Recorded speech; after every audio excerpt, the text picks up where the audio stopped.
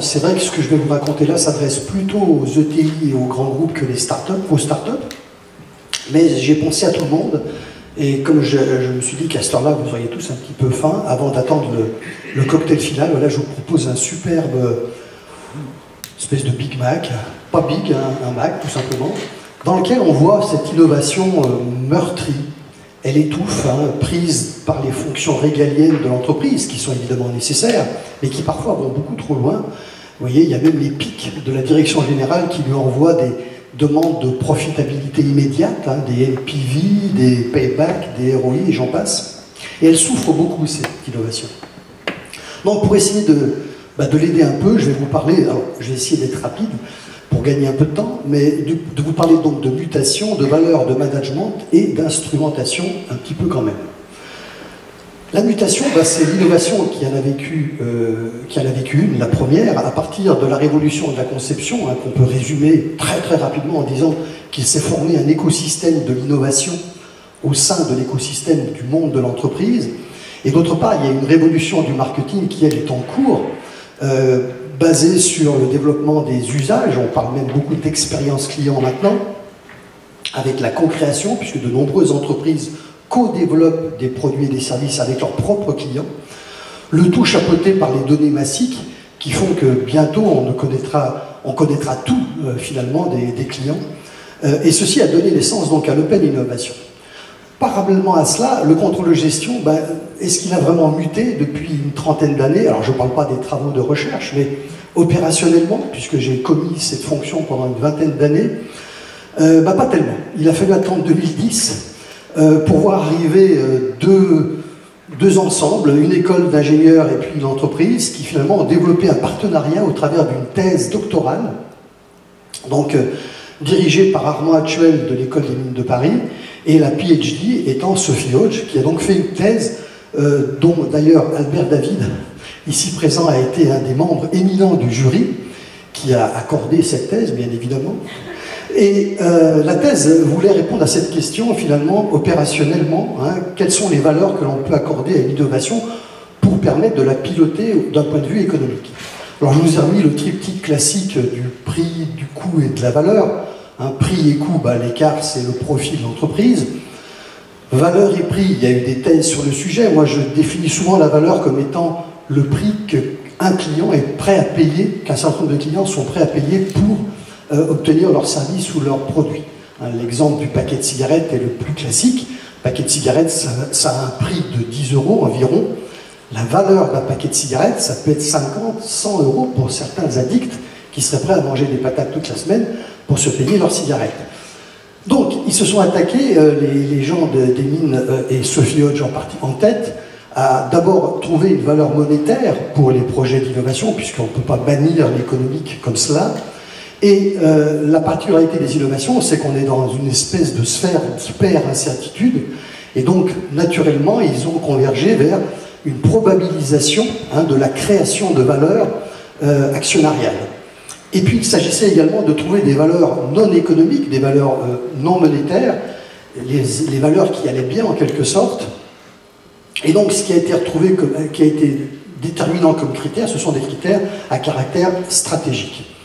Ça donne quoi? Ça donne un modèle de management de la valeur dans lequel on envoie tous les projets d'innovation, et je précise bien que les projets d'innovation, parce que les projets classiques, traditionnels, non innovants, se traite comme on l'enseigne depuis 50 ans dans les écoles d'ingénieurs et de commerce, mais les projets d'innovation, il est vraiment conseillé de les envoyer dans ce modèle, puisque ce modèle mesure 3 valeurs finalement, une valeur économique, on ne l'oublie pas, une valeur stratégique et une valeur d'adhésion.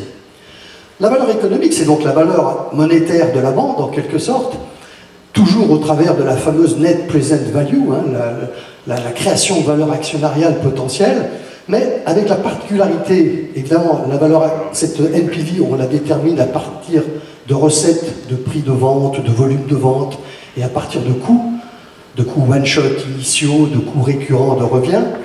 La particularité de l'innovation, c'est qu'on est en présence, en général, de business plans complètement hyper sécurisés. Parce que si c'est vraiment une innovation, si on ne galvaude pas le terme innovation, c'est une première mondiale. L'innovation, on ne l'a jamais fait par définition. Et donc tout le monde balise dans l'entreprise. Le patron du marketing tient à garder son poste, donc il va vachement croire à l'innovation, mais il va mettre des recettes de prix et de volume extrêmement minimisées par rapport à ce que pourrait être une certaine réalité.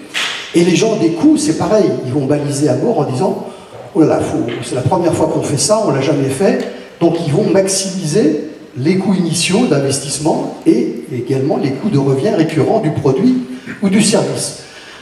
Résultat, non seulement la NPV, la création de valeur potentielle, est extrêmement négative, mais surtout on n'a aucune marge de manœuvre pour la faire évoluer, puisqu'on ne sait pas sur quoi agir. Il y a des incertitudes de marché considérables et parfois même des incertitudes technologiques. Donc qu'est-ce qui se passe? Poubelle. Hein, on met le projet à la poubelle, alors qu'il peut s'avérer être une pépite tout à fait intéressante.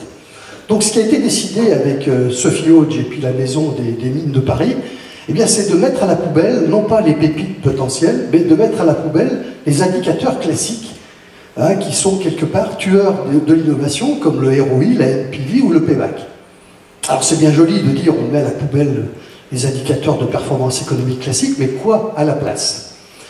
Eh bien on a d'abord modélisé finalement les 4 paramètres fondamentaux qui font une étude économique, qui font le calcul de la NPV, en quelque sorte en modélisant les erreurs de prévision que l'on commet sur ces 4 paramètres.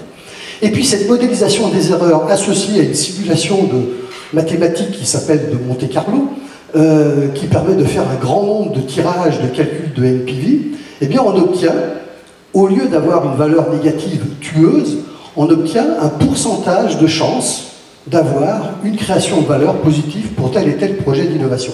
Ce qui permet d'avoir une hiérarchie dans la négativité, en quelque sorte, des créations de valeur potentielle, puisqu'on a des projets qui sont, celui-là, vous voyez, il avait 52% de chance d'avoir une NPV positive, d'avoir une création de valeur positive, et il y a des projets à 2% et des projets à 100%. La valeur stratégique, comment on la mesure? Eh bien, on la mesure au travers d'un QCM, tel que celui qu'on vous impose pour les étudiants dans vos examens. Parfois, ce QCM est proposé à l'équipe projet d'innovation qui doit répondre à une quarantaine de questions à peu près. Et ces 40 questions sont classées en 8 critères stratégiques que vous allez voir apparaître dans ce schéma. Donc la cohérence avec la stratégie de la boîte. Est-ce que ce projet d'innovation que nous, équipe projet, on est en train de coter au plan stratégique est cohérent avec la stratégie de la boîte? Est-ce qu'il est bon pour les clients? Est-ce qu'il est transversal? Comment il est positionné en risque et en IP? Comment est-ce qu'il favorise la perf interne ou pas? Etc., etc. Donc il y a 8 critères stratégiques dont on ne cherche pas à avoir 10 sur 10 à chacun d'entre eux, mais on cherche à mesurer finalement si les critères qui sont associés au projet d'innovation sont bien positionnés. Alors il y a une échelle de cotation, par exemple de 0 à 10, de 1 à 10, pardon, 1 c'est rédhibitoire, 10 c'est parfait. Et lorsqu'on s'amuse à coter, par exemple, ce projet d'innovation, qui est un cas réel, hein, on arrivait à 55 points sur 80, somme toute une note stratégique relativement correcte, mais surtout les 3 critères importants pour cette innovation, qui étaient son objectif, à savoir les clients, la transversalité et le caractère image de marque que pouvait apporter cette innovation. On voit que sur ces 3 critères-là, on est à 28 sur 30, ce qui là est tout à fait excellent. Donc sur le plan stratégique, il n'y a pas à hésiter pour aller vers l'application de ce projet. Et puis la dernière valeur de ce modèle, c'est la valeur d'adhésion, au sens la valeur qui permet de mesurer si les équipiers adhèrent en fait au projet. C'est là où moi j'ai découvert quelque chose de formidable à cette époque-là, que je ne savais pas, c'est que contrairement aux autres projets, les projets d'innovation génèrent des phénomènes d'engouement et de rejet. Mais c'est extrêmement marqué, il y a très peu de neutralité quand on est soi-même sur un projet d'innovation.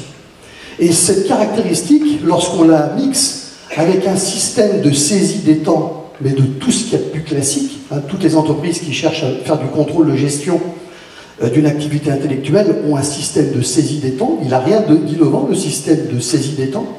Mais il se trouve que en traçant en quelque sorte tous les personnels qui travaillent sur le projet, on arrive à déterminer de façon qualitative finalement quels sont les right men at the right place, et pareil pour les women.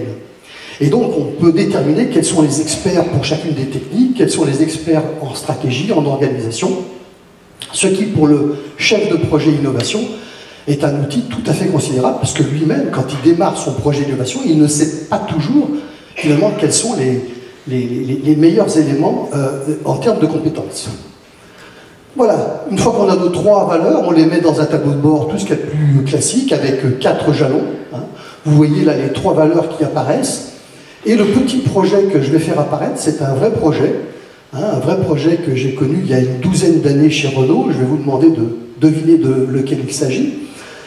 Un projet qui, vous voyez, à un moment donné, a eu 83% de chance dans sa maturation d'être rentable, ce qui veut dire qu'il avait beaucoup de chances d'être rentable, et puis ça s'est malheureusement écroulé à 5% en fin de partie innovation, c'est-à-dire que en rentrant dans la partie développement, on était sûr que ce projet ne serait pas rentable, mais sûr, hein, à 95%. Parallèlement, ce projet, il avait un score stratégique qu'on n'avait jamais vu, hein, qui était à 71 sur 80, un projet extraordinaire en stratégie, formidable. Et puis une valeur d'adhésion qui n'a pas cessé de s'améliorer, à savoir qu'au début, les gens disaient « qu'est-ce que c'est que ce truc-là ? Je n'ai pas tellement envie de bosser dessus ». Puis à la fin, tout le monde se battait pour bosser dessus, et on a terminé à 80% d'équipiers favorables à l'avancement de ce projet. Est-ce que certains ont une idée de quel projet il pourrait s'agir? Une espèce de voiture qui a été conçue donc, il y a une douzaine d'années. Voilà, il y a quelqu'un qui a trouvé. Vous avez une Twizy vous-même? Non, mais on connaît quelqu'un qui a trouvé. Bon. En effet, c'est le véhicule Twizy qui, effectivement, pour M. Carlos Ghosn, n'était pas du tout rentable, et il avait tout à fait raison en l'occurrence, puisque il ne faut pas perdre de vue que quand on dit qu'un projet n'est pas rentable, ça veut dire quoi en termes de NPV? Ça ne veut pas dire qu'il a une marge sur coût variable négative, ça veut dire que il va pas, c'est pas lui qui va faire suffisamment de profit pour payer nos actionnaires, si vous voulez. Donc il n'a jamais compté sur la Twizy pour payer les actionnaires de Renault. Donc il a mis ça un peu de côté, et vu que c'était un produit extrêmement médiatique, il s'est dit, ça va faire de la pub pour ma stratégie, puisque sa stratégie, à l'époque, il y a une douzaine d'années, c'était Renault, leader mondial du véhicule électrique en 2020. Nous y sommes, presque. En tout cas, nous sommes leaders du véhicule électrique au plan mondial. Et donc, pour lui, les dépenses que l'on faisait sur ce véhicule Twizy, même s'il n'est pas très rentable, étaient très intéressantes sur le plan stratégique pour l'entreprise. Voilà, un petit peu de pub pour terminer. Donc cette approche nouvelle, je me suis amusé à la diffuser un peu partout, dans pas mal d'institutions, d'écoles, d'entreprises également.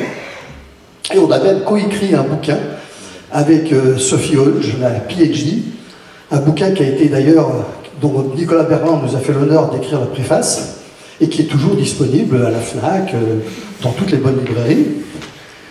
Voilà, il me reste à vous remercier de votre attention, comme l'innovation, vous voyez, nous remercie quand même de lui avoir donné un petit peu d'air.